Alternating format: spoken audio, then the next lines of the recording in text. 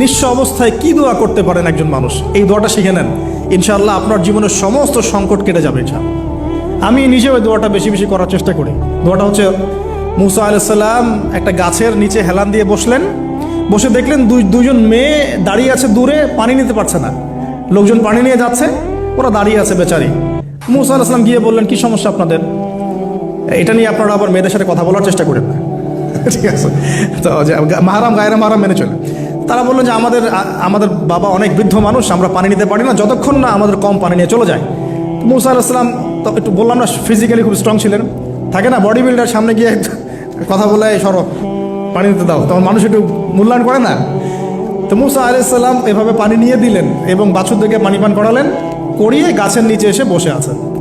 বসে বসে তিনি দোয়া করছেন, এই যে দোয়াটা তিনি দোয়া করছেন, রব্বি, একটা নেক কাজ করলেন, নেক কাজ করলেন না, মানুষের উপকার করলেন, নেক কাজ করে এসে গাছের নিচে বসে দোয়া করছেন, আল্লাহ এখানে তো আমার খাবার পানি বাসস্থান কিছুই নাই, আমি কি করব?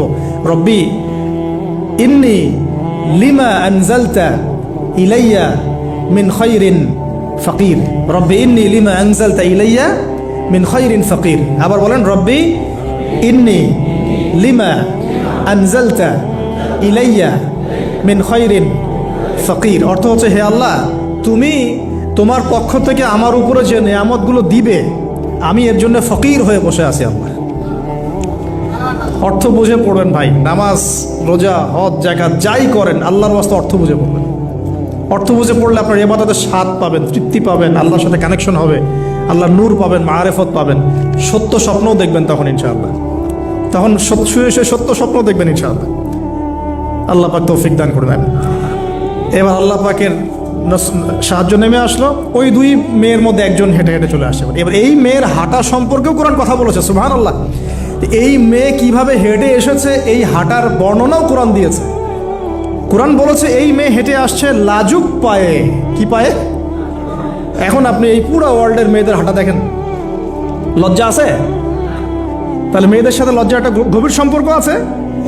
এই মেয়ে প্রশংসা আল্লাহ পাক কোরআনে করলেন, লাজুক পায়ে লাজুক ভঙ্গিতে অবনত নয়নে সে হেঁটে আসলো। এখন আপনি কেলে যান, গো টু খেল, আপনাদের টুইন টাওয়ারে যান, দেখেন সবার হাঁটা চলা দেখেন। হায়া লজ্জার কোনো বালাই আছে এখানে? আমি গত লেকচারে বলেছিলাম যে আদম আলাইহিস সালাম এবং হাওয়া আলাইহিস সালাম, ইবলিস তাদের সাথে প্রথম যে আচরণ করেছে ওই ফল খাওয়ানোর পরে, সেটা কি? তাদের গা থেকে পোশাক খুলে পড়ে গেছে, মানে নগ্ন করে দিয়েছে আমাদের পিতামাতাকে। মহাবিশ্ব নগ্ন করে দিয়েছে কে? ইবলিস। তো এখন এই পৃথিবীতে আমরা যারা নগ্নতার চর্চা করছি, তার কার এজেন্ট আমরা বুঝতে বাকি আছে? আমার কথা কি বুঝতে পারছেন কি না? এই কানেকশন মেলানোর চেষ্টা করেন, ডটসগুলো মেলানোর চেষ্টা করেন। সামনে যাই প্রিয় ভাই, এই মেয়ে এসে বলছে, আমার বাবা আপনাকে ডাকেন, আমার বাবা আপনাকে ডাকছেন। তিনি গেলেন, বাবা শুআয়ব আলাইহিস সালাম। তখন এক বোন ইনডাইরেক্টলি বাবাকে বোঝাচ্ছে যে বিয়ে শাদী দিলে ভালো হয়। এক বোন বলছে যে আপনি তো তাকে পুরস্কৃত করতে চাচ্ছেন, তাহলে এরকম কওয়িউন আমিন একজন মানুষকে সবচেয়ে ভালোভাবে পুরস্কৃত করা যায় তার যথাযোগ্য প্রতিদান দেওয়ার মধ্য দিয়ে। তো মেয়ের ইশারা বাবা বুঝেছেন, তিনি নিজের এক মেয়ের সাথে মুসা আলাইহিস সালাম বিয়ে দিলেন, সুবহানাল্লাহ। তবে শর্ত দিলেন, দেনমোহর কি? মোহর তো নাই। মোহর কি? এবার মোহর হচ্ছে 8 বছর তোমাকে আমার ফার্মে কাজ করতে হবে। এটা আগেকার একটা স্টাইল ছিল, সুন্নাহ। এটা এখন নাই যদিও, আগে এরকম ছিল যে দেনমোহর দেওয়ার জন্য এই একটা পদ্ধতি ছিল। যেমন ইয়াকুব আলাইহিস সালামের ক্ষেত্রেও এরকম 7 বছরের কথা আসছে, তিনি 7 বছর তার শ্বশুরের ফার্মে কাজ করেছেন। এটা নতুন ছিল না ওই সময়, এটা কমন ছিল। এখন যেমন আমাদের দেশে কমন 10 লাখ টাকা মোহর হবে, 10,000 টাকা দিব, বাকিটা সব বাকি, তাই না? তো এরকম আর কি কমন কিছু বিষয় থাকে আর কি। আস্তাগফিরুল্লাহ, মাফ করো। বলবে বাসরাতে, বলবে আমাকে মাফ করে দাও। শুরুতেই নিজের গায়রথহীনতার পরিচয় দিল। আবার এদিকে শ্বশুরের কাছে মাশাল্লাহ মোটা অঙ্কের ডোনেশন নিতে চাচ্ছে, যৌতুক। বিয়ে আমাদের ওখানে মাশাল্লাহ মানে কেনা বেচা, মেয়ে বিক্রি করতেছে আর ছেলে কিনতেছে।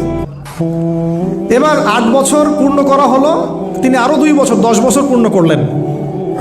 এই 10 বছরে মুসা আলাইহিস সালাম নববী পরিবেশ পেলেন, অভিভাবক পেলেন, স্ত্রী পেলেন, প্রেমময়ী সন্তান ইত্যাদি সবকিছু।